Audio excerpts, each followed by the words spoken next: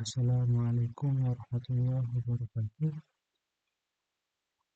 Izinkan saya untuk mempresentasikan tugas yang diberikan oleh Ibu Enda Sudarmila.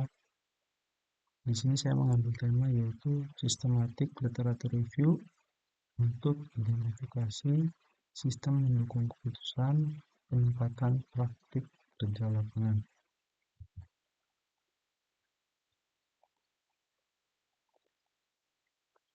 Yang pertama yaitu terkait latar belakang. Seleksi penempatan siswa melakukan praktik kerja lapangan atau disingkat dengan PKL itu merupakan salah satu kegiatan yang memerlukan kejelian dalam penilaian kompetensi dasar dan nilai sikap siswa dengan selektif. Sistem mendukung keputusan dapat diartikan sebagai suatu sistem yang interaktif berbasis komputer yang membantu para pengambil keputusan menyelesaikan masalah-masalah yang tidak terstruktur dengan memanfaatkan data dan model.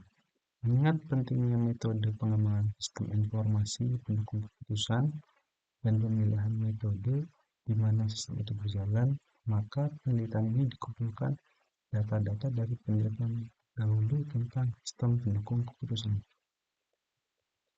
Selanjutnya itu research question. Di sini saya ada 3 research question. Yang pertama,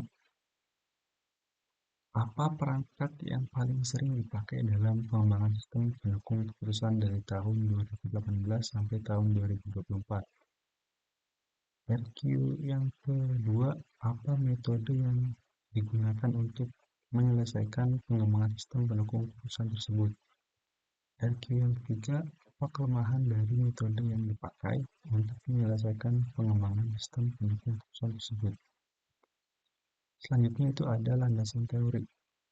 Decision Support System (DSS) didefinisikan sebagai suatu sistem informasi untuk membantu manajer level menengah di dalam proses pengambilan keputusan setengah terstruktur atau semi-struktur supaya lebih efektif dengan menggunakan model-model analisis dan data yang tersedia. Pengertian SLR (Systematic Literature Review) merupakan istilah yang digunakan untuk merujuk pada metodologi penelitian atau riset tertentu dan juga pengembangan yang dilakukan untuk mengumpulkan serta mengevaluasi penelitian yang terkait pada fokus topik tertentu. Selanjutnya ada objek penelitian. Objek penelitian ini adalah sistem informasi. Pengambilan sistem informasi sebagai objek penelitian memiliki beberapa alasan sebagai berikut. Yang pertama, adanya perubahan dalam penerapan sistem informasi yang dulunya masih bersifat konvensional dengan pencatatan dan berkas-berkas fisik, kini mulai terkomputerisasi. Yang kedua, pengembangan sistem informasi dapat dilakukan di berbagai platform antara lain web, desktop, dan mobile. Yang ketiga, pengembangan sistem informasi memiliki metode-metode yang beragam.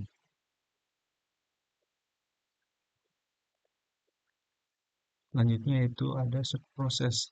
Search process atau proses pencarian digunakan untuk mendapatkan sumber-sumber yang relevan untuk menjawab research question atau RQ dan referensi terkait lainnya. Proses pencarian dilakukan dengan menggunakan search engine, Google Chrome, dengan alamat situs https://scholar.google.com. Selanjutnya itu terkait inclusion and exclusion kriteria. Tahapan ini dilakukan untuk memutuskan apakah data yang ditemukan layak digunakan dalam penelitian SLR atau tidak. Studi layak dipilih jika terdapat kriteria sebagai berikut. Yang pertama, data yang digunakan dalam rentang waktu 2018 sampai 2024. Yang kedua, data diperoleh melalui situs Scholar, lalu juga Elsevier, dan juga Garuda Ristekdikti. Yang ketiga, data yang digunakan hanya berhubungan dengan sistem pendukung keputusan. Selanjutnya itu ada terkait data collection. Data collection atau pengumpulan data adalah tahap di mana data-data untuk penelitian dikumpulkan. Data yang dikumpulkan dalam penelitian ini adalah data primer dan sekunder. Lalu ada hasil penelitian. Secara keseluruhan terdapat 179 jurnal melalui search process Setelah data diseleksi berdasarkan inclusion and exclusion kriteria dengan menggunakan kata kunci keyword, sistem mendukung keputusan peningkatan praktik di lapangan. Terdapat 48 APK jurnal yang kemudian diberi kualitas penilaian quality assessment. Dari hasil quality assessment QA terdapat 26 artikel jurnal yang relevan yang kemudian dikelompokkan berdasarkan platform pengembangan dan pendekatan yang digunakan untuk menjawab research question. Di sini hasilnya penggunaan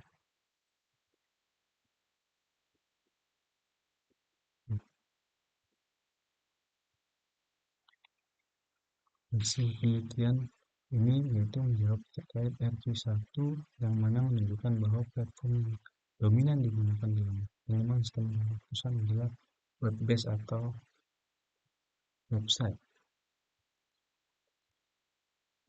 Lalu hasil penelitian yang kedua RQ2 itu apa metode yang digunakan untuk menyelesaikan pengembangan sistem keputusan. Hasil pengembangan metode yang menjawab RQD dalam pengembangan sistem keputusan dari 2018 hingga 2024 adalah metode terstruktur. Metode terstruktur dalam pengembangan sistem informasi atau yang lebih dikenal dengan sistem development life cycle (SDLC) meningkatkan kontrol pengelolaan dengan membagi tugas kompleks menjadi bagian-bagian kecil yang lebih mudah dikelola. Lalu artinya juga apa kelemahan dari metode yang dipakai untuk menyelesaikan pengembangan sistem tersebut. System Development Life Cycle atau SDLC